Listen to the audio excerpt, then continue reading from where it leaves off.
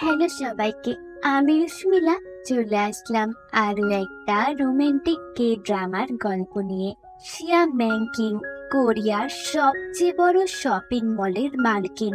শিয়া প্রচুর অহংকারী আর রুড স্বভাবের একটা মেয়ে।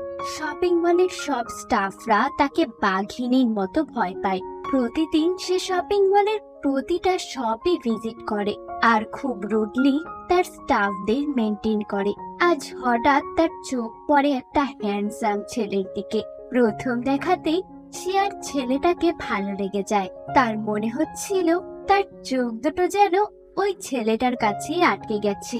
হঠাৎ একজন কাস্টমারের চেঁচামেচি তার কানে আসলে শিয়া সেখানে যায়।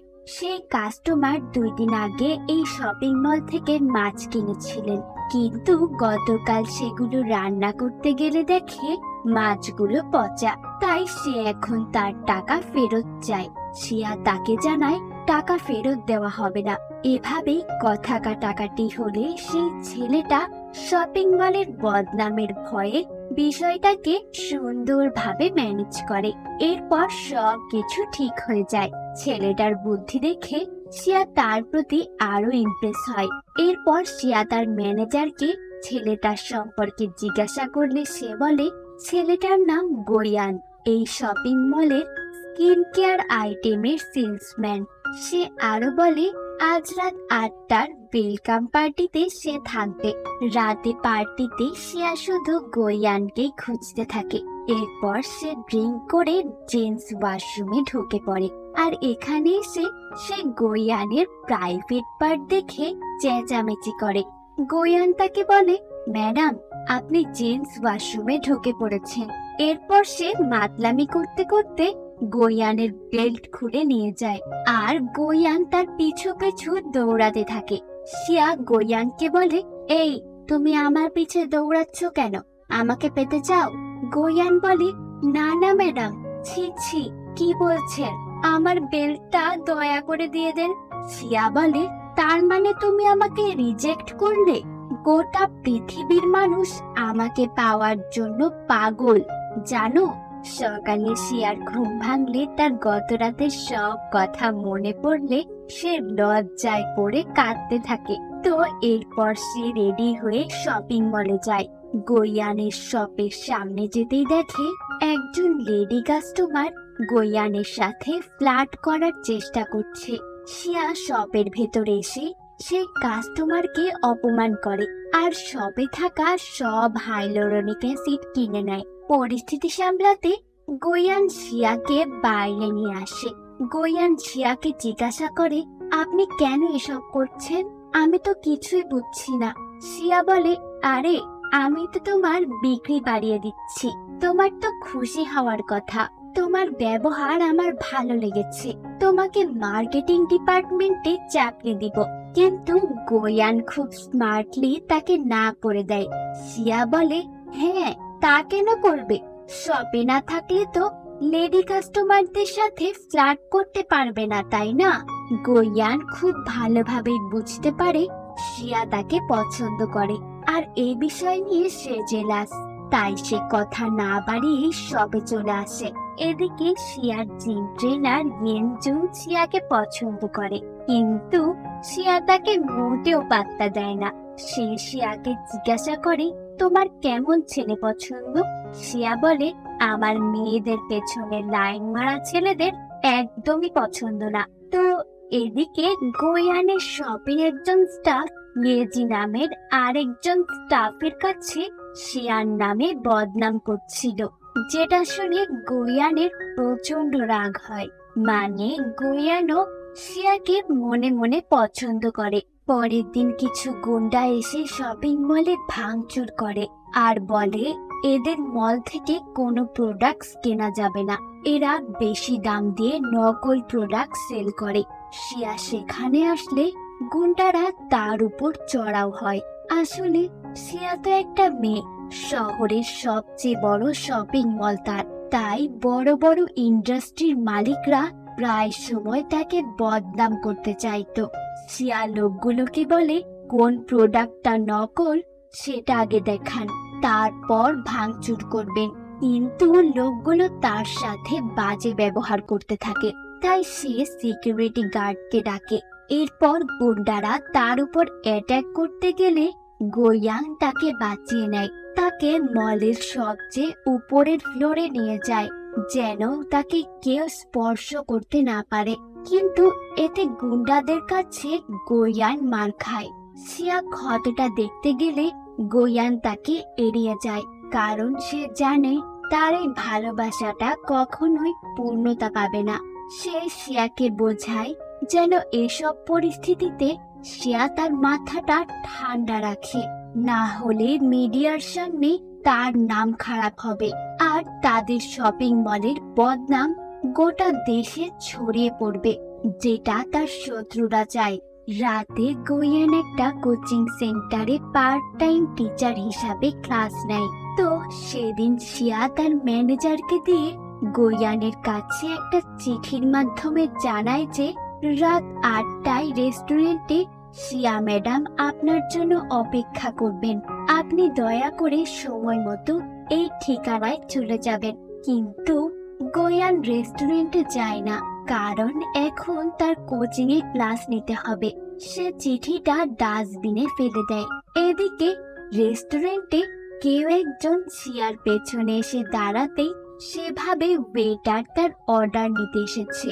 সে অনেক খাবার অর্ডার করে আর পেছনে তাকিয়ে দেখে তার ম্যানেজার দাঁড়িয়ে আছে। সে শিয়াকে জানায় গোয়ান আজ আসবে না, সে কোচিং এ ক্লাস নিচ্ছে। ক্লাস শেষে গোয়ান তার স্টুডেন্টের প্রবলেম সলভ করছিল, তখনই শিয়া এসে হাজির হয়। সে বলে, ভাগ্য ভালো এসেছি, না হলে তো তোমার ক্লাস নেওয়ার নামে স্টুডেন্টের সাথে ফ্লার্ট করার দৃশ্যটা দেখতেই পেতাম না। গোয়ান বলে, কি সমস্যা আপনার? শিয়া বলে, তোমার সাহস কত বড় আমাকে ইগনোর করো? আমার ফিলিংস এর কোনো দাম নেই তোমার কাছে? শিয়া মন খারাপ করলে গোয়ান তাকে সরি বলে। এরপর শিয়া খুশি হয়ে বলে, তাহলে আমাকে কথা দাও তুমি আমার হয়ে কাজ করবে। এই নাও আমার গাড়ির চাবি, আমি তোমাকে যখনই ডাকবো তুমি আমার কাছে চলে আসবে। তোমাকে এই কোচিং সেন্টার কত টাকা দেয়? আমি দ্বিগুণ দিব। গোয়ান বলে, সরি, আমি আপনার কেনা গোলাম না। সকালে শিয়ার ফিয়ন্সে হানজিনচি তার সাথে দেখা করতে আসে। হানজিনচির সাথে শিয়ার বিয়ে ঠিক হয়ে আছে, কিন্তু তাকে শিয়ার মোটেও পছন্দ না, কারণ সে তার বাবার টাকায় চলে, নিজে কিছুই করে না। শিয়ার সেলফ ডিপেন্ডেন্ট ছেলে পছন্দ। জিনচি শিয়াকে তাদের পাকা কথার জন্য ডাকলে শিয়া তাকে না করে দেয়। সে শিয়াকে একটা গিফট দেয়, কিন্তু শিয়া সেটাকে রাস্তায় ফেলে দিতেই একটা গাড়ি সেটার উপর দিয়ে চলে যায়। এরপর শিয়া তাদের পাকা কথায় যেতে রাজি হয়। শপিং মলে এসেই সে গোয়ানের সাথে দেখা করতে আসে। তখনই তার সামনে জিনচি চলে আসে তাকে পিক আপ করতে। শিয়া চলে যেতেই গোয়ানের মন ভেঙে যায়, কারণ সে বুঝতে পারে শিয়ার আগের থেকেই বিয়ে ঠিক হয়ে আছে। কোরিয়ার 5 স্টার রেস্টুরেন্টে শিয়া এবং জিনচির পরিবার তাদের পাকা কথা বলতে আসে, কিন্তু এখানে এসেও তারা তাদের অর্থ সম্পদের বড়াই করতে থাকে। এদিকে শিয়া তো মনে মনে গোয়ানের কথাই ভাবছে। সুযোগ বুঝে শিয়া কাজের বাহানা করে সেখান থেকে বেরিয়ে আসে। মলে ফিরে আসতেই শিয়ার গোয়ানের সাথে দেখা হয়। গোয়ান শিয়াকে জিজ্ঞাসা করে, তুমি নাকি সব স্টাফদের পরীক্ষা করবে? শিয়া বলে, হ্যাঁ করবো তো। গোয়ান বলে, তোমার কি মনে হচ্ছে না তুমি তোমার ক্ষমতার অপব্যবহার করছো?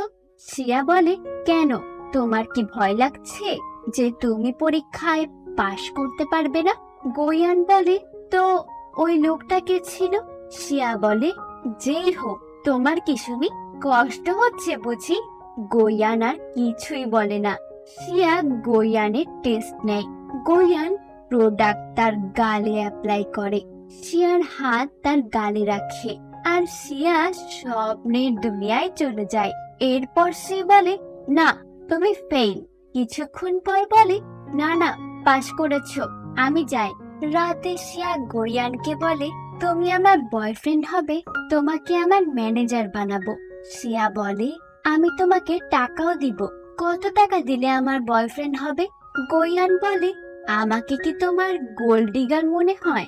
আমি তোমার অর্থবিত্তের জন্য তোমাকে ভালোবাসবো। শিয়া বলে, সে যাই হোক, তুমি আমাকে রিজেক্ট করতে পারবে না, সে আমি জানি। এরপর সে গাড়ি দিয়ে বেরিয়ে পড়ে। তখনই তার চোখ পড়ে গাড়ির সাইড মিররে। সে দেখে একটা মেয়ে গোয়ানকে জড়িয়ে ধরেছে। শিয়া ভাবে গোয়ান হয়তো কোনো রিলেশনে আছে। এদিকে গোয়ানের বাড়িতে তার বোন গোজি আসে। এ সময় তারা তাদের এই দুরবস্থা নিয়ে আলোচনা করছিল। আসলে গোয়ানের বাবা অনেক জায়গা থেকে ঋণ করে দেউলিয়া হয়ে গেছেন, আর সে তার সংসার সন্তানদের ফেলে চলে গেছেন। এদিকে তাদের মা অনেক ছোটবেলাতেই মারা গেছেন, তাই তাদের দুই ভাই বোনের দায়িত্বই গোয়ানের উপর এসে পড়ে। এজন্য সে সারা দিন শপিং মলে কাজ করে কোচিং সেন্টারে পার্ট টাইম ক্লাস নেয়। গোজি জানায় এবারে তার বিদেশের পড়ার স্কলারশিপ টাকার জন্য বাতিল হয়ে গেছে। গোয়ান লোন করার কথা বললে গোজি তাকে কড়াভাবে নিষেধ করে দেয়। পরদিন শিয়া জিমে গেলে তার ট্রেনার আবারও তার সাথে ফ্লার্ট করে। শিয়া তাকে বলে, আমার বয়ফ্রেন্ড আছে। তখন জিম ট্রেনার তাকে বোঝায় যে আজকালকার ছেলেরা মোটেও ভালো হয় না, সবাইকে বিশ্বাস করবে না। দেখো তোমার পেছনে সে অন্য মেয়েকে নিয়ে ঘুরছে। তখন শিয়ার আগের দিনের কথা মনে পড়ে। শিয়া তার কিছু কাছের স্টাফদের নিয়ে একটা পিকনিক অ্যারেঞ্জ করে। সেখানে গোয়ানও আসে। শিয়া আজ গোয়ানকে নজরে রাখছে।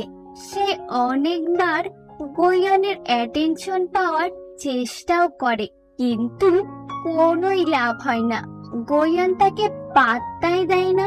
এরপর তারা অনেক মজার মজার খেলা করে, কিন্তু গিফট ডিস্ট্রিবিউশনের সময় গোয়ান কোথাও শিয়াকে খুঁজে পায় না। অনেক খোঁজার পর সে দেখে শিয়া একটা স্টেশনের পাশে বসে ড্রিঙ্ক করছে। শিয়ার কাছে যেতেই শিয়া যেন তার সামনে বাচ্চা হয়ে যায়। সেই গোয়ানের পা জড়িয়ে ধরে কাঁদতে থাকে আর তাকে বলে, তুমি আমাকে একটুও ভালোবাসো না। তুমি কি বোঝো না আমি তোমাকে কতটা ভালোবাসি? তুমি তো আমাকে পাত্তাই দাও না। আমি এত বড় লোক হতে চাই না, যেটা হলে আমি তোমাকে পাবো না। আমি আমার ছোটবেলায় ফিরে যেতে চাই, যেখানে আমার কান্না করার আগে মানুষ কি বলবে এটা ভাবতে হবে না। আমি কারোর সামনে কান্না করতে পারি না। গোয়ান শিয়াকে শান্ত করে কোলে তুলে নিয়ে যায়। এরপর থেকে শিয়া বিভিন্ন লাভ হ্যাক্সের বই পড়তে শুরু করে, যেটাতে তার ভালোবাসার মানুষ তাকেও ভালোবাসে কিনা সেগুলো জানার টেকনিক লেখা আছে। আজ শিয়া সেখান থেকে জেলাস একটা ট্রাই করে। সে জিনজিকে বলে যেন সে অনেকগুলো ফুল আর রিং এনে শপিং মলের সবার সামনে তাকে প্রপোজ করে। জিনজিও তার কথা মতোই কাজ করে। তবে জিনজিয়ের বাবা তাকে টাকা না দেওয়ায় সে অল্প টাকাতেই সব কিছু কিনতে চায়। আর প্রপোজ করার সময় বক্সে কোনো রিংই থাকে না, কারণ সে যেই টাকা দিয়েছে তাতে শুধু বক্সটাই হবে, রিং হবে না। শিয়া তো সবার সামনে আরো অপমানিত হয়। শিয়া গোয়ানের শপে আসলে দেখে সে ভীষণ রেগে আছে। সে গোয়ানকে বিষয়টা বুঝিয়ে বলতে গেলে গোয়ান তাকে ভুল বুঝে। তখন জিনচি এসে গোয়ানকে শিয়ার থেকে সরিয়ে দেয় আর তাকে নিয়ে ডেটে যেতে চায়। শিয়া বলে, আমার আজ একজনের সাথে ডেট ফিক্সড আছে। জিনচি তাকে জোর করলে তাদের মাঝে গোয়ান চলে আসে। জিনচি তার গায়ে হাত তোলে। শিয়া জিনচিকে অপমান করে। তখন গোয়ান বলে, আমি ওর বয়ফ্রেন্ড, ও আমার সাথেই ডেটে যাবে। এখানের সব ক্যামেরায় তুমি রেকর্ডে আছো। জিনচি ভাইরাল হওয়ার ভয়ে চলে যায়। শিয়া গোয়ানকে বলে, তোমার লাগেনি তো? গোয়ান বলে, আরে না, তুমি জানো না আমি কতটা কুল। সিয়া রাতে গোয়ানের কোচিং সেন্টারে গেলে দেখে তার স্টুডেন্ট তাকে ওষুধ দিচ্ছে। গোয়ান অসুস্থ, তার জ্বর হয়েছে। এসব দেখে তো সিয়ার জেলাস ফিল হয়। সে গোয়ানের সাথে তার বাড়িতে আসে। এরপর সে জীবনে প্রথমবারের মতো রান্নাঘরে ঢোকে। ইউটিউব দেখে সব রান্না শেখার চেষ্টা করলেও পারে না। স্যুপ তৈরি করতে বাজার থেকে আনা আস্ত মুরগি সেদ্ধ করে গোয়ানকে দেয়, আর গোটা রান্নাঘর তছনছ করে। দেখে মনে হচ্ছে যেন এখানে একটু আগে ইউক্রেন রাশিয়ার যুদ্ধ চলেছে। স্যুপটা তো খেতে খুবই বাজে হয়েছে, তবুও গোয়ান লক্ষ্মী ছেলের মতো সবটা খেয়ে নিচ্ছিল। সিয়া স্যুপটা টেস্ট করতে চাইলে গোয়ান তাকে দেয় না। জোর করে টেস্ট করতে সে সব স্যুপ মুখ থেকে ফেলে দেয়, কিন্তু গোয়ান বাকি সব স্যুপ খেয়ে নেয়। সিয়া তাকে সরি বলে। গোয়ান তাকে বলে, তুমি এত কষ্ট করেছো, এটাই অনেক। এরপর সিয়া তার মাথা ম্যাসাজ করে দেয়। গোয়ান সিয়ার ক্লোজ হতে চাইলে সিয়া তাকে বকা দেয়। রুমের বাইরে আসতে সে গোজিকে দেখে আর বলে, তুমি কি গোয়ানকে দেখতে এসেছো? গোজি বলে, মানে দেখতে আসবো কেন, আমি তো এখানেই থাকি। সিয়া ভাবে গোয়ান হয়তো তার সাথে লিভ টুগেদারে আছে। এরপর সে গোজির সাথে খুব রুড ব্যবহার করে। চলে যাওয়ার সময় সে বলে, ওকে বলে দিবে আমি কোনো প্লে বয়কে আমার শপিং মলে রাখবো না। তখন গোজি বলে, আপনার ভুল হচ্ছে, আমি ওর ছোট বোন। পরের দিন সকালে শিয়া গোয়ানের শপে আসে। তাকে দেখে গোয়ান তার কাছেই আসছিল। তখনই সে শপের আর একজন স্টাফ লেজিকে ডাকে আর তাকে বলে, কাল আমরা তোমাকে নিয়ে প্রমোশনাল শুটে যাব। তখন গোয়ান আসলে সে তার সাথে কথাই বলে না। এদিকে জিম ট্রেনার এসে শিয়ার সাথে কথা বলতে চায়। গোয়ান বলে, আমার শিয়ার সাথে জরুরি কথা আছে, তুমি সরে যাও। কিন্তু শিয়া গোয়ানকে জেলাস ফিল করাতে জিম ট্রেনারের হাত জড়িয়ে ধরে। রাতে গোয়ান শিয়াকে তার বাড়িতে নিয়ে আসে। শিয়া ভাবে, আমাকে এভাবে বাড়িতে আনলো কেন? সকালের জন্য প্রতিশোধ নিতে উল্টোপাল্টা কিছু করবে না তো? এরপর গোয়ান ঘরে আসে। শিয়াকে কোনো কথা বলতে না দিয়েই তার অনেক ক্লোজ হয়ে যায়। সে শিয়াকে কিসও করে, কিন্তু আসলে এগুলো শিয়ার কল্পনা। বাস্তবে গোয়ান রুমে এসে দেখে শিয়া বিছানায় শুয়ে পাগলের মতো করছে। এরপর সে শিয়াকে ডাকে, তার সাথে ডিনার করে, আর সব খাবার গোয়ান নিজে হাতে তৈরি করে। সে শিয়াকে বলে, আমি সত্যি তোমাকে ভালোবাসতে চাইনি, কিন্তু পরে যে কখন এতটা ভালোবেসে ফেলেছি আমি জানি না। তোমার বাইরের কঠিন রূপটা সবাই দেখেছে, কিন্তু আমি তোমার ভেতরের বাচ্চা মেয়েটাকে দেখেছি। এরপর সে অফিসিয়ালি শিয়াকে প্রপোজ করে, আর শিয়া হ্যাঁ বললে সে তার কপালে কিস করে। শিয়া বাড়িতে ফিরে গেলে অনেক রাতে গোজি বাড়িতে ফিরে। সে সামনে রাখা পেন্টিং দেখে অনেক খুশি হয়, কিন্তু টেবিলে দুটো প্লেট দেখে সে রেগে যায় আর গোয়ানকে বলে, কে এসেছিল? সেই বদমাইশ মেয়েটা। গোয়ান বলে, এভাবে বলো না, সে অনেক ভালো, তোমার জন্যই পেন্টিংটা এনেছে। গোজি পেন্টিংটা ছুঁড়ে ফেলে বলে, আমি হোস্টেলে চলে যাচ্ছি, থাকবো না এখানে। গোয়ান অনেক বোঝানোর চেষ্টা করলেও সে শুনে না। পরের দিন প্রমোশনাল শুটের জন্য বের হলে ফুলের বাগানের ছবি তুলতে যে মৌমাছি তাদের তাড়া করে। দৌড়াতে যে ইটে পা বেঁধে গোয়ান পড়ে যায়, সে মুখে আঘাত পায়। এরপর তারা আজ একটা হোটেলে ওঠে। রাতে গোয়ান শিয়ার রুমের সামনে গেলেও নক না করেই ফিরে আসে। তখনই শিয়া চেঁচামেচি শুরু করে। রুম থেকে বেরিয়ে এক লাফে গোয়ানের কোলে উঠে পড়ে, কারণ সে তার রুমে তেলাপোকা দেখেছে। এরপর গোয়ান সেটাকে মেরে কোমরে ফেলে দেয়। শিয়া গোয়ানকে বলে, জানো, আমার জীবনে তুমি আসার পর সব সমস্যার সমাধান করে দিয়েছো।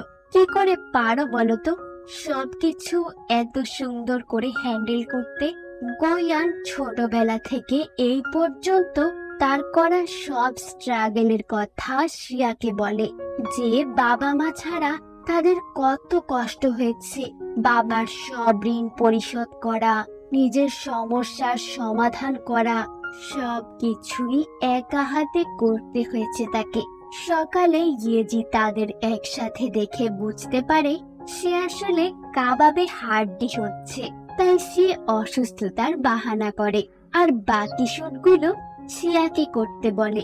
শিয়াও রাজি হয়ে যায়। শুটের সময় ফটোগ্রাফার গোয়ানকে সরিয়ে শুধু শিয়ার ছবি তোলে।